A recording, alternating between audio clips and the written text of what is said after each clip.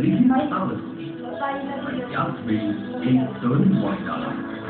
आंतरराष्ट्रीय टेनिस पदाधिकारी या पदासाठीची कठीण परीक्षा आपल्याला आव्हान देते. पण जिद्द, चिकाटी आणि संयमाच्या बळावर आपण ही परीक्षा उत्तीर्ण झालात आणि बनलात आशियातील पहिल्या टेनिस रेफरी.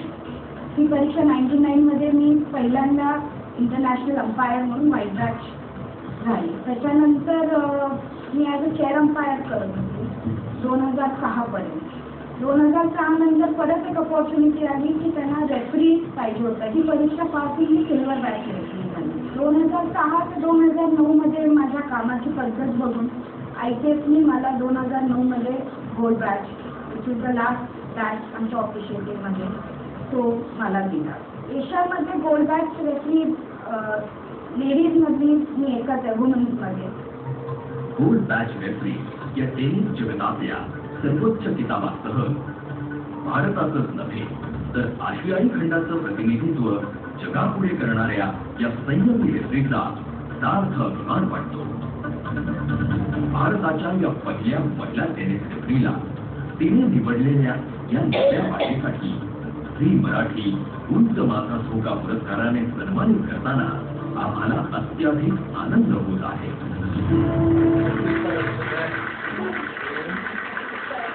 सर्वसाधारणपणे रेफरी किंवा अंपायर यांचा जो जॉब असतो तो थँकलेस जॉब असतो, परंतु झी मराठीचा उंच माझा झोका हा जो उपक्रम आहे तो थँकलेस जॉब जे करतात त्यांना थँक्यू म्हणण्यासाठीचा आहे. हा पुरस्कार प्रदान करण्यासाठी मी रंगमंचावरती आमंत्रित करतो समर्थ व्यायाम मंदिराचे संचालक उदय देशपांडे.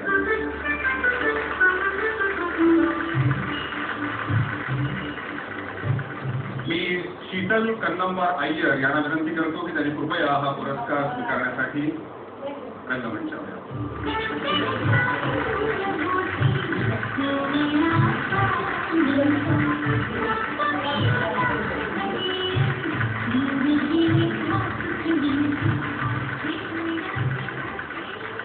हा एक चांगली संधी आहे की शिवाजी पार्कच्या मैदानामध्ये तयार झालेल्या एका टेनिसपटूला हा गौरवाचा पुरस्कार देण्याची संधी मला झीमुळे मिळालेली आहे.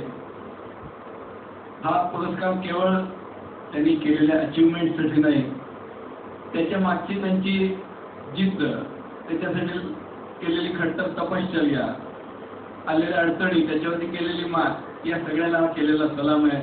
आणि केवळ जिद्दच्या बाबतीत नाही, आतापर्यंत ज्यांचा सत्कार या ठिकाणी झाला त्या सगळ्यांच्याच बाबतीत हे म्हणता येईल. मला खरोखर खूप कौतुक वाटतं.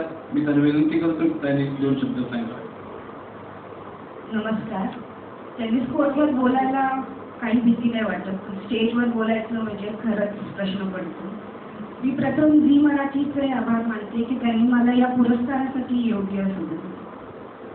या मंचावर मी एवढं म्हणू शकते की खेळाडूचं आयुष्य खेळाबरोबर त्याचा संबंध खेळ संपला म्हणून संपत नाही, पण त्याच्यानंतरही त्याच्याशी जोडून राहण्याकरता अनेक ऑप्शन्स आहेत आणि हे प्रत्येक खेळाडूंनी विचार करावा. मी तुमचा खूप वेळ नाही घेणार, पण एवढं म्हणते की मी झोक्यावर तर बसले, पण मला माझ्या पाठी उभं राहून मला उंच धोका देणारे माझे आई बाबा आणि माझ्या पाठीशी खंबीर उभा राहणारा माझा नवरा सुंदर यांना मी हा पुरस्कार डेडिकेट करते, कारण त्यांच्याशिवाय मी इथे येऊन पोचूच शकते. धन्यवाद. लक्ष प्रस्तुत उंच माझा झोका पुरस्कार 2014 powered by Fortune rice brand health या कार्यक्रमामध्ये आपण बोलूया